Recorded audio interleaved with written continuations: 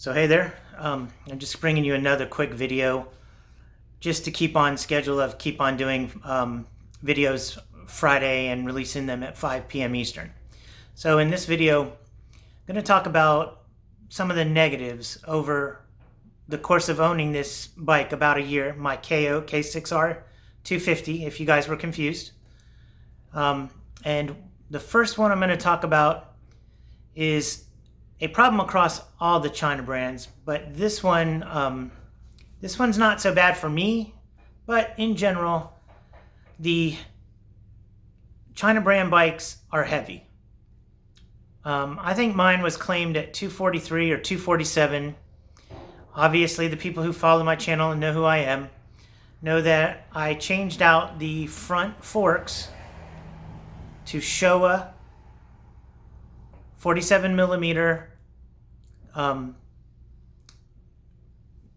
a 2005, I think 2006 Honda CRF 250.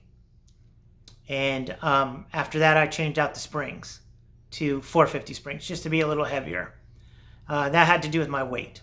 But the reason why I did that was because those forks versus the Fast Ace forks that come on the bike were 6 pounds total between both fork legs. So as a total, from one to the other was a 6 pound lightening of the bike. So that, and I changed out the battery for a lithium ion, one of the special ones that they have at Rocky Mountain ATV, that they weigh less than a pound. So I picked up a couple pounds just by doing that. I also changed out the rear spring for the same reason. Really, that's the reason why. I can also go to my personal weight as another reason why, but the spring itself was a pound just for one spring. That's the difference between the two. So that seemed like a lot to me to gain a good gain of losing weight.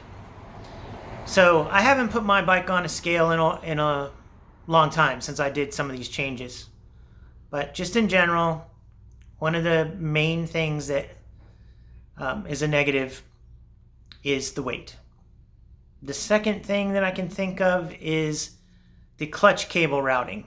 The way that it ran when I got it was outside of the left-hand side radiator, just kind of free-floating in a loop and then connecting and mounting onto the side case on the left-hand side for the clutch actuation arm. And it kept snagging the front fender, the back side of the front fender. It actually wore a black groove into my fender, but it also would snag every so often and kind of jerk your bars. So I ran it inside of the radiator, but doing that put more pressure on the lever, on the cable itself, the routing, to make the lever a little bit harder than it should be. I'm not saying I can't do it, and I'm not saying it's not okay, but it could be lighter with better routing. And I've still yet to come up with a better solution for that. I'm going to be looking to doing something with that in the future. Third thing that kind of comes to the top of my mind is when I first got the bike and when I spoke to some people at Kayo directly in Texas, it was kind of promised that the bike was going to have a business model. Kayo in general had a business model of being inside power sports dealers and having support. And if you needed something, you go there to be repaired, go there to get parts. And while that's true in certain places, there are definitely some good dealers versus bad dealers. I would say as an overall model, they need to work harder at getting qualified people into these dealerships.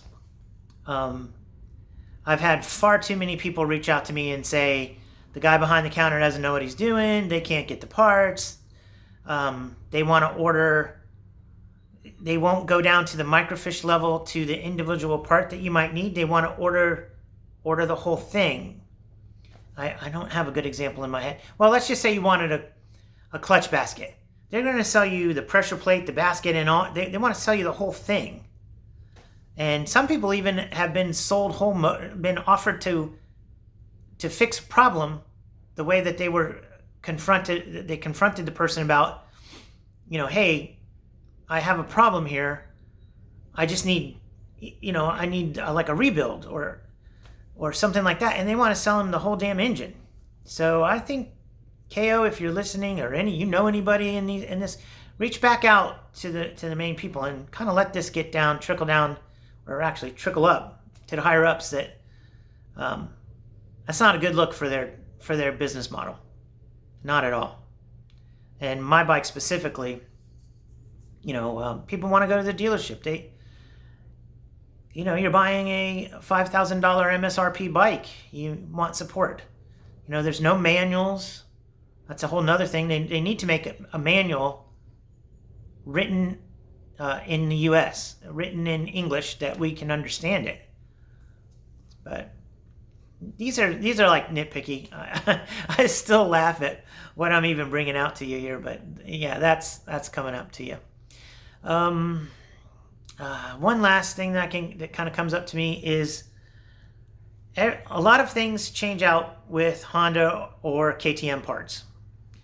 But this stupid radiator shroud doesn't match up with anything, and it's nearly impossible. I mean, I know somebody who does have a template for it, but it's nearly impossible to get graphics or to get this actual radiator shroud if it were to break. And even that applies also to the KT250 and the K6 EFI version. The back half, I can match it up with the KTM. And the front, I can also match, the front number plate and the front fender I can match with KTM.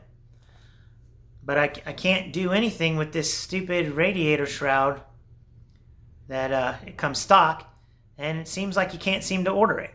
So that is very problematic. I don't like that at all. And a lot of people have been complaining about it.